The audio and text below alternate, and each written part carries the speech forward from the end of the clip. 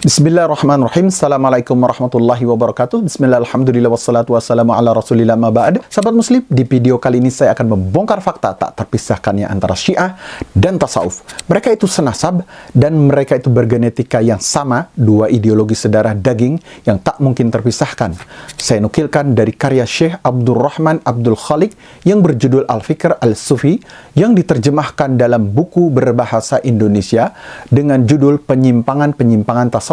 Buku ini di Timur Tengah menjadi rujukan dalam membahas persoalan-persoalan tasawuf. Nah, sahabat muslim, lalu apa saja aspek kesamaan antara tasawuf dan Syiah? Kesamaannya adalah klaim ilmu khusus. Hal pertama yang diinginkan kaum Syiah dalam menunjukkan keistimewaannya dari seluruh aliran umat Islam adalah bahwa mereka memiliki ilmu-ilmu khusus yang tidak diberikan kepada umat pada umumnya. Kadangkala mereka menisbatkan ilmu ini kepada Ali bin Abu Thalib dengan anggapan bahwa beliau memiliki rahasia-rahasia agama dan bahwa beliau adalah penerima wasiat Rasulullah SAW yang menyimpan rahasia yang tidak diketahui umat Islam. Kadangkala mereka juga mengaku bahwa mereka memiliki ilmu-ilmu imam keturunan Ali dari Fatimah. Dalam kitab Al-Din Baina As-Sail wa Al-Mujib, Haj Mirza Al-Hairi Al-Ahqafi mengatakan bahwa para imam itu mengetahui seluruh perkara gaib, tidak pernah salah dan lupa. Tidak seorang pun bisa memahami Islam kecuali melalui para imam. Rahasia Al-Quran dan hakikat agama hanya ada para imam. Terkadang mereka juga mengakui memiliki ilmu Al-Quran khusus yang mereka sebut Al-Quran Fatimah. Al-Quran tersebut tidak berisi huruf dari Al-Quran yang ada di tangan umat Islam yang saat ini. Mereka juga mengaku memiliki Jafar, yaitu yakni kulit yang bertuliskan seluruh ilmu. Nah, begitu juga keyakinan yang sama yang dimiliki oleh kaum Sufi. Hal terbesar yang dikumandangkan dan dibanggakan kaum Sufi adalah bahwa mereka memiliki ilmu laduni yang tidak diketahui seorang pun kecuali mereka dan tidak bisa dicapai kecuali oleh orang yang menelusuri jalan mereka. Mereka menilai rendah apa yang ada pada umat Islam, bahkan pada para rasul sendiri dibanding dengan ilmu yang mereka miliki. Seperti yang dikatakan tokoh mereka yaitu Abu Yazid Al-Bustami yang mengatakan, kami menyelami lautan yang para nabi berhenti di pantainya. Dia juga berkata, kamu menerima ilmu kamu, seorang mayat dari mayat lain, sedangkan kami menerima ilmu kami dari yang hidup dan tidak mati. Salah satu dari kami menyatakan, hatiku menuturkan padaku dari Tuhanku. Nah, demikianlah kaum Sufi menilai diri sebagai ahli kasyaf dan ilmu laduni, yaitu ilmu yang diperoleh tanpa belajar, dan bahwa siapa yang berjalan di belakang mereka akan mendapat ajaran dan faidah dari mereka. Bahkan mereka mengaku ikatan hati murid dengan syekh bertujuan mendapatkan ilmu laduni dari syekh. Kemudian Syekh juga mengikatkan hati murid dengan Rasul agar murid menerima ilmu laduni langsung dari sisi Rasulullah SAW. Kaum Sufi juga menjadikan takwil batin terhadap Al-Quran dan hadis sebagai sumber ilmu khusus mereka. Terkadang mereka mengaku menerima takwil ini dari Allah dan terkadang dari malaikat dan lain waktu dari ilham katanya. Begitu juga mereka menisbatkan ilmu batin mereka kepada pengetahuan rahasia-rahasia huruf terpisah dari mushaf dan diterima dari Nabi Khidir. Kesamaan berikutnya adalah Imamah Syiah dan kewalian sufistik. Keyakinan Syiah tentang imam mereka sama dengan keyakinan kaum Sufi berkenaan dengan apa yang mereka sebut wali. Mazhab Rafidah berpendapat bahwa para imam adalah manusia yang terpilih dari sisi Allah untuk memimpin umat setelah Rasulullah SAW. Karenanya mereka memiliki ilmu laduni khusus dan tidak pernah salah dan lupa. Mereka memiliki kedudukan di sisi Allah. Kedudukan ini menjadi hak mereka, anugerah dan pengkhususan dan pilihan. Kemudian mereka berlebih-lebihan dalam meyakini para imam. Mereka menjadikan imam mereka sebagai Tuhan. Mereka mengatur setiap partikel katanya dari alam wujud ini. Mereka memasukkan ke surga siapa yang mereka kehendaki katanya. Dan memasukkan ke neraka siapa yang mereka kehendaki juga. Di antara aliran Rafidah itu kemudian mengatakan, sesungguhnya imam-imam kami memiliki makom yang tidak terkalahkan oleh malaikat muqarrab, juga tidak oleh para nabi yang diutus. Mereka berkuasa menentukan alam wujud ini. Dan akidah-akidah seperti ini dianut oleh kaum Sufi juga berkenaan dengan orang yang mereka sebut wali. Sebagaimana aliran Rafidah juga mencomot sifat-sifat ketuhanan untuk para imam mereka. Demikian pula kaum Sufi mencomot sifat-sifat ketuhanan untuk para wali yang mereka percayai. Kaum Sufi menilai wali sebagai pengatur alam wujud ini, dari yang tertinggi hingga yang terendah, dan mengetahui perkara gaib seluruhnya. Mereka tidak lalai dari perkara kecil ataupun besar di alam ini. Maqam atau kedudukan di sisi Allah mereka tidak terkalahkan oleh maqam nabi atau malaikat. Mereka ini adalah wakil-wakil Allah dalam kerajaannya dan mengatur urusan makhluknya. Mereka bisa memasukkan surga siapa yang mereka kehendaki dan memasukkan neraka siapa yang mereka kehendaki.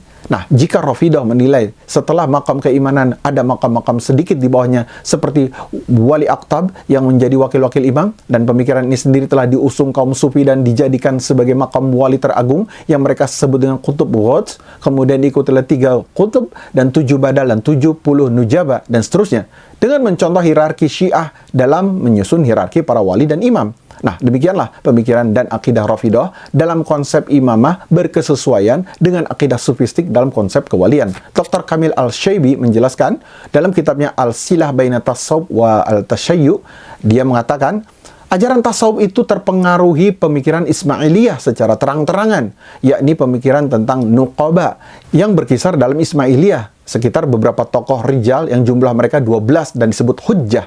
Mereka bertugas menggerakkan dakwah di saat imam ada atau tidak ada.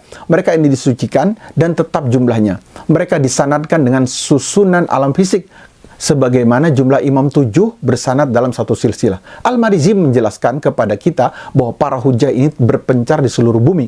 Berpijak pada para hujjah ini, bumi tegak. Jumlah hujjah itu selamanya adalah 12. Berikut kesamaan lainnya adalah kesamaan dalam konsep agama yang memiliki sisi lahir dan sisi batin. Tasawuf dan Syiah bertitik temu pada konsep sisi lahir dan sisi batin. Sisi lahir bertemu pada nas ke nas dan dipahami oleh kaum awam, adapun sisi batin menurut mereka adalah ilmu hakiki yang dimaksudkan oleh nas. Ilmu ini tidak dipahami dan diketahui kecuali oleh imam dan wali. Akan tetapi, Syiah dan kaum sufi menilai bahwa zahir Al-Quran dan hadis yang dipahami oleh orang awam tidak menjadi konsekuensi bagi imam-imam dan wali-wali, karena imam dan wali diturunkan padanya makna yang dimaksud oleh Al-Quran dan hadis.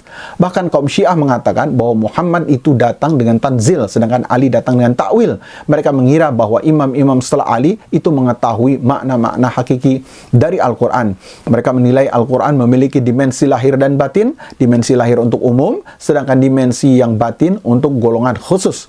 Karena itu, firman Allah mengatakan, dirikanlah salat, menurut mereka bermakna baiatlah imam maksum, dan ayat dan tunaikanlah zakat itu bermakna ikhlas dan patuhlah pada imam. Demikianlah kata-kata dan ungkapan Al-Quran tidak mempunyai makna yang pasti. Al-Quran bisa ditafsirkan menurut selera agar sesuai dengan akidah kebatinan yang mereka serukan.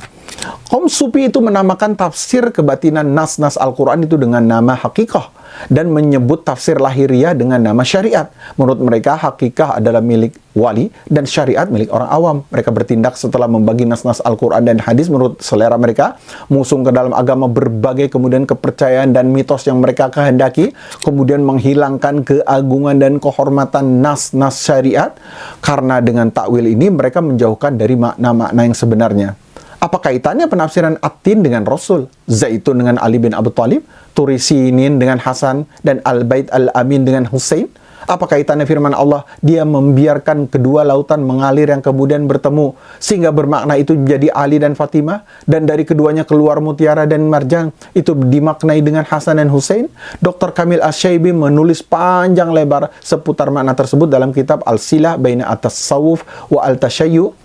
Dia kemudian mengatakan, Al-Khawansari mengatakan kepada kita, contoh-contoh dari takwil ini seperti wudu ditakwil dengan mengangkat imam, tayamum ditakwil dengan bertindak dengan tindakan yang diizinkan ketika imam hujjah tidak hadir, solat ditakwil dengan Rasul berdasarkan dalil firman Allah, sesungguhnya solat dapat mencegah perbuatan keji dan mungkar, mimpi ditakwil dengan penyebaran rahasia kepada orang lain tanpa suatu maksud, mandi ditakwil dengan memperbaharui perjanjian, zakat ditakwil dengan membersihkan jiwa dengan pengetahuan agama yang mereka yakini, Ka'bah ditakwili juga dengan Nabi, dan pintu ditakwil dengan Ali, miqat dan talbiyah ditakwil dengan menjawab seruan, tauf di Baitullah ditakwil dengan mengangkat imam 7, surga ditakwil dengan terlepasnya fisik dari beban kewajiban, dan neraka ditakwil dengan beratnya fisik karena himpitan beban kewajiban. Nah, kaum sufi mengikuti cara takwil ini dan mempergunakan metode-metode dan istilah-istilah Syiah secara luas. Demikianlah, semoga bermanfaat. Barakallahu fikum. Assalamualaikum warahmatullahi wabarakatuh.